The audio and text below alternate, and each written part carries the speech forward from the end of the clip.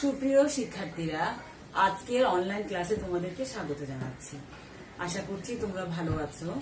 শিক্ষার্থীরা, আমরা অধ্যায় 5 নিয়ে আলোচনা করছিলাম। আমরা এই অধ্যায়টি শেষ করেছি এবং গত ক্লাসে আমরা একটা সৃজনশীল প্রশ্ন নিয়ে আলোচনা করেছিলাম। আজকে আমি এই অধ্যায় থেকে রক্ত সংবহন তন্ত্র অংশ থেকে আরেকটি সৃজনশীল প্রশ্ন নিয়ে আলোচনা করব। চলো শিক্ষার্থীরা, আমরা প্রশ্নটা লিখি। এখানে প্রথমে আমি একটা অঙ্গের ছবি আঁকবো।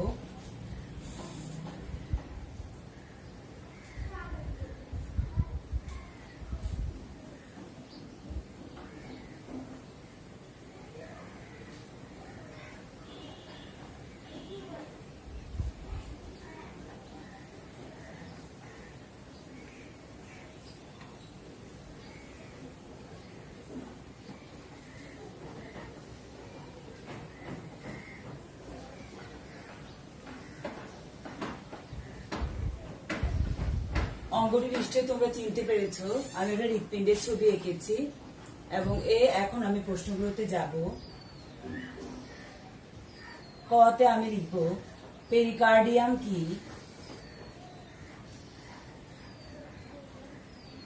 পেরিকার্ডিয়াম কি। খতে লিখব রক্তের রং লাল হয় কেন।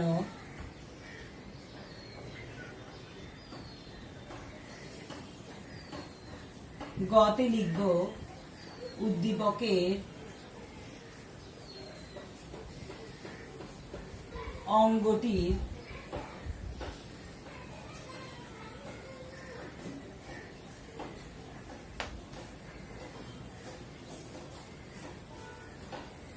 মাধ্যমে রক্ত সঞ্চালন প্রক্রিয়া ব্যাখ্যা করো।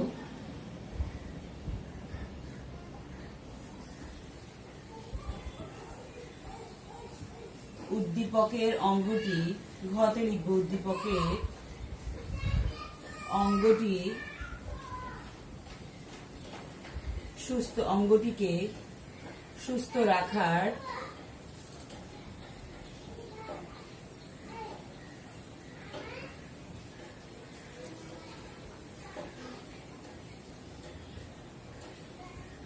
রাখার উপায় সম্পর্কে তোমার সুচিন্তিত মতামত দাও বা সুচিন্তিত মতামত প্রদান করো।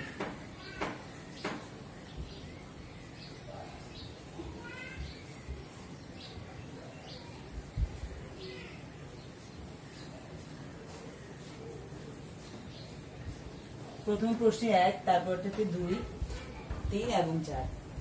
তাহলে শিক্ষার্থীরা, প্রথম ক অংশটি তোমরা আগে শিখে ফেলেছো আমি আশা করি, যে হৃৎপিণ্ডের বাইরে যে পর্দা, দ্বিস্তরী যে পর্দা রয়েছে তাকে বলা হয় পেরিকার্ডিয়াম।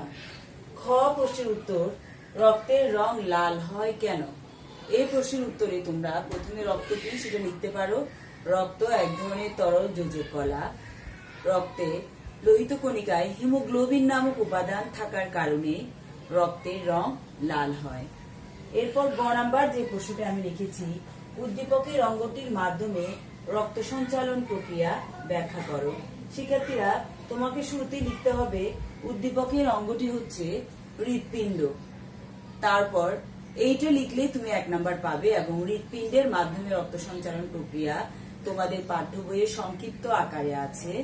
উপরের ক্লাসে আরো বিশদভাবে আছে, যেহেতু তোমরা ছোট ক্লাস, তোমাদের বইয়ে সংক্ষিপ্ত আকারে আছে। আমি এখন এই প্রশ্নটির আনসার কিভাবে লিখবো সেটা আমি দেখাচ্ছি। গ নাম্বার প্রশ্নটির আনসার আমি ক এবং খ মুছে দিচ্ছি, প্রশ্নগুলো চিত্রটা মুছে দিচ্ছি। আশা করছি তোমরা এর মধ্যে তুলে ফেলেছো।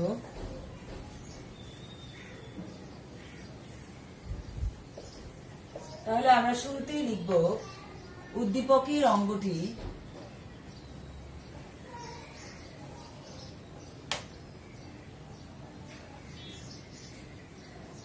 গ এর উত্তর। উদ্দীপকের অঙ্গটি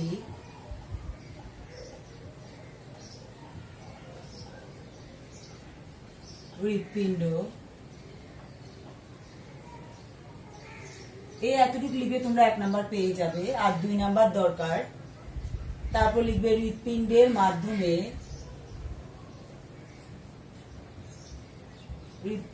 মাধ্যমে রক্ত সঞ্চালন প্রক্রিয়া। শিক্ষার্থীরা, তোমাদের পাঠ্য বইয়ের 51 নং পৃষ্ঠায় রক্ত সঞ্চালন প্রক্রিয়াটা দেয়া আছে। তোমাদের পাঠ্য বইয়ে যা লেখা আছে ওটুকু লিখলে চলবে। তারপর আমি সহজভাবে তোমরা কিভাবে এটা আনসার করবে, তোমরা লিখবে যে হৃৎপিণ্ড হৃৎপেশি নামক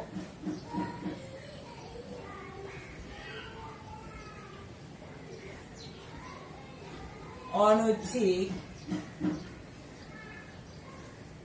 পেশি দ্বারা গঠিত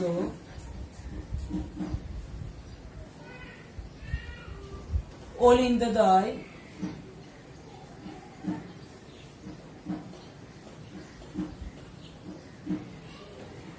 তোমরা জানো যে হৃৎপিণ্ডে 2টি অলিন্দ আছে, এই জন্য আমি লিখেছি অলিন্দদ্বয় প্রসারিত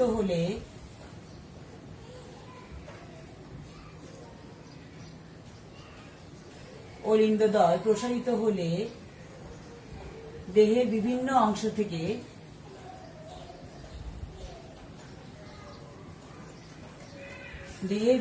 অংশ থেকে রক্ত হৃৎপিণ্ডে আসে।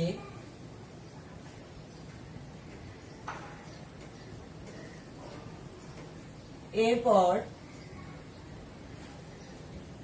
কপাটিকার নিয়ন্ত্রণে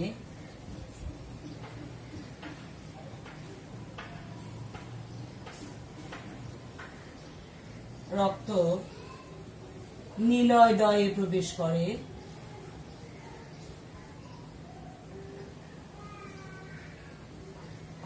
এবং নীলয়দয়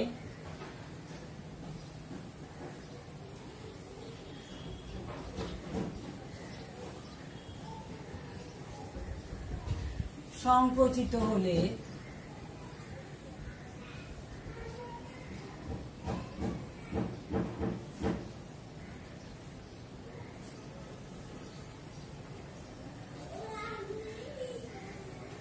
নীলয়দয় সংকুচিত হলে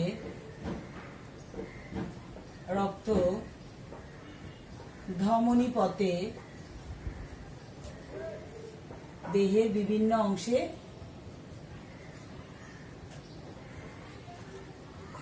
প্রবেশ করে।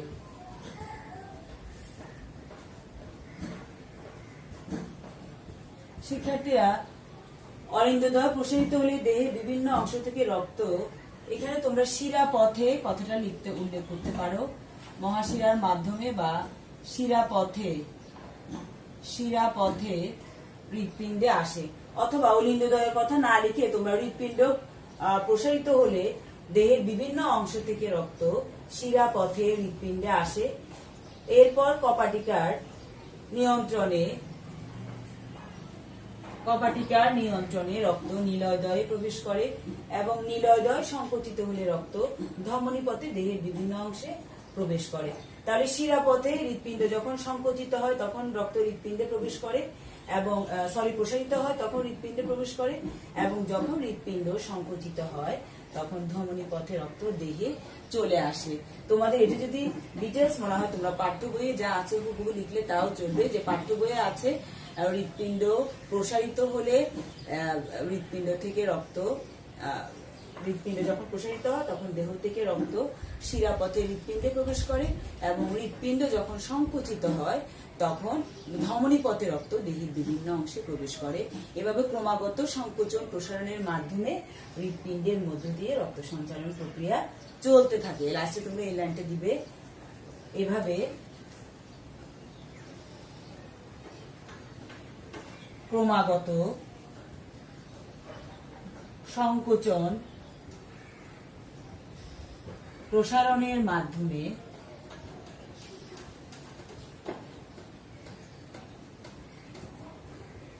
হৃৎপিণ্ডের মধ্য দিয়ে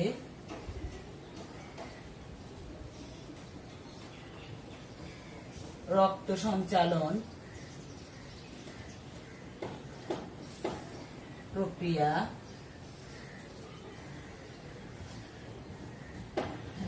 চলতে থাকে।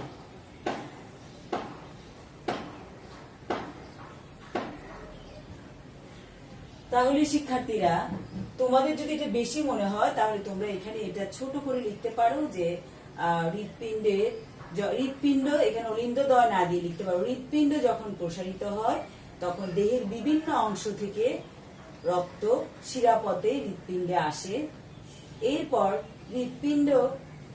এরপর কপাটিকা নিয়ন্ত্রণে রক্ত নিলয়দয়ে প্রবেশ করে। এই লাইনটা না দিয়ে এরপর হৃৎপিণ্ড আবার সংকুচিত হলে রক্ত ধমনী পথে দেহের বিভিন্ন অংশে প্রবেশ করে। দেহের বিভিন্ন অংশ থেকে রক্ত শিরাপথে হৃৎপিণ্ডে আসে, এবং হৃৎপিণ্ড যখন আবার সংকুচিত হয় তখন হৃৎপিণ্ড থেকে রক্ত ধমনী পথে দেহের বিভিন্ন অংশে প্রবেশ করে। মূল কথা এটাই, সংকুচিত হলে কি হয়, প্রসারিত হলে কি হয়, এবং এভাবে ক্রমাগত সংকোচন প্রসারণের মাধ্যমে হৃৎপিণ্ডের মধ্য দিয়ে রক্ত সঞ্চালন প্রক্রিয়া অব্যাহত থাকে। অথবা তোমরা এভাবে ভাগ করে অলিন্দ এবং নিলয়ের কথা বলে তোমরা হৃৎপিণ্ডের, আমরা যখন ছবি আলোচনা করেছিলাম আমরা তখন উপরের দিকে দুটি অলিন্দ দেখেছিলাম। অলিন্দ দুটি, প্রথমে রক্ত অলিন্দে প্রবেশ করবে, তারপর অলিন্দ সংকুচিত হবে, তারপর সেখান থেকে রক্ত নিলয়ে প্রবেশ করবে, তারপর নিলয় প্রবেশ করার পরে নিলয় যখন সংকুচিত হবে তখন রক্ত আবার নিলয় থেকে ধমনীর মাধ্যমে সারা দেহে সঞ্চালিত হবে। তাহলে এটা আসলে হৃৎপিণ্ড হচ্ছে একটা পাম্প যন্ত্র। এই পাম্প যন্ত্রের মাধ্যমে রক্ত আমাদের দেহে সঞ্চালিত হয়। শিক্ষার্থীরা, আমি আশা করছি যে গ নাম্বারের প্রশ্নের উত্তরটি তোমরা বুঝতে পেরেছো। তোমাদের যদি এটা সহজ মনে হয় এটা তোমরা আনসার করতে পারো, অথবা পাঠ্য বইয়ে তোমাদের 51 পৃষ্ঠায় যে হৃৎপিণ্ডের মাধ্যমে রক্ত সঞ্চালন প্রক্রিয়া দেয়া আছে তোমরা হুবহু ওইটা থেকেও আনসার করতে পারো। ওটা হুবহু লিখলেও তোমাদের চলবে। এবার শিক্ষার্থীরা, আমি চলে যাচ্ছি পরের প্রশ্নে। আমার পরের প্রশ্নটা ছিল, উদ্দীপকের অঙ্গটিকে সুস্থ রাখার জন্য তোমার সুচিন্তিত মতামত বা পরামর্শ। এখন আমরা এই প্রশ্নটা নিয়ে আলোচনা করব।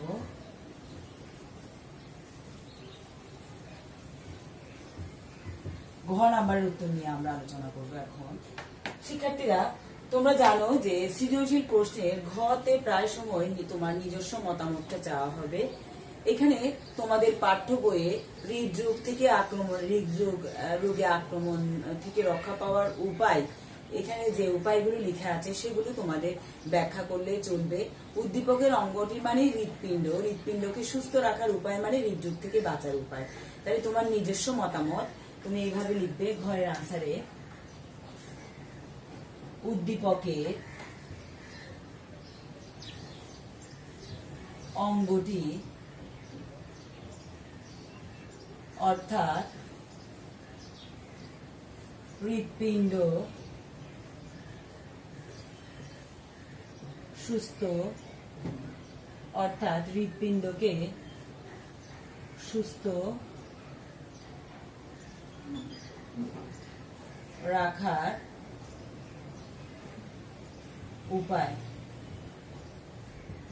তোমরা 1, 2, 3 দিয়ে আলোচনা করতে পারো। যেমন তোমাদের পাঠ্য বইয়ে আছে অধিক তেল, চর্বিযুক্ত, অধিক চর্বি যুক্ত ও শর্করা যুক্ত খাবার গ্রহণ না করা তারপর আছে সুষম খাদ্য গ্রহণ করা, সুষম খাদ্য গ্রহণ করা। 3 নাম্বার লিখতে পারো নিয়মিত শারীরিক পরিশ্রম করা।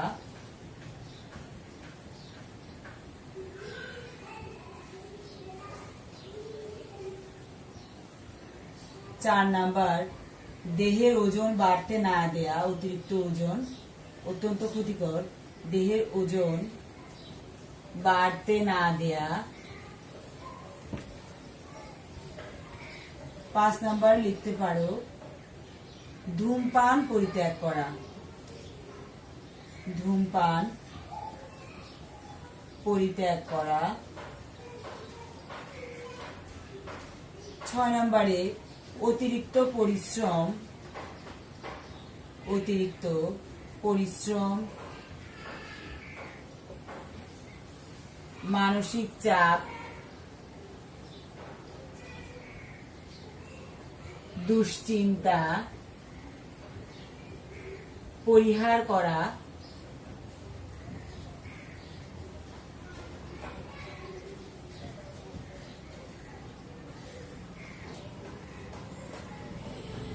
তাজা ফলমূল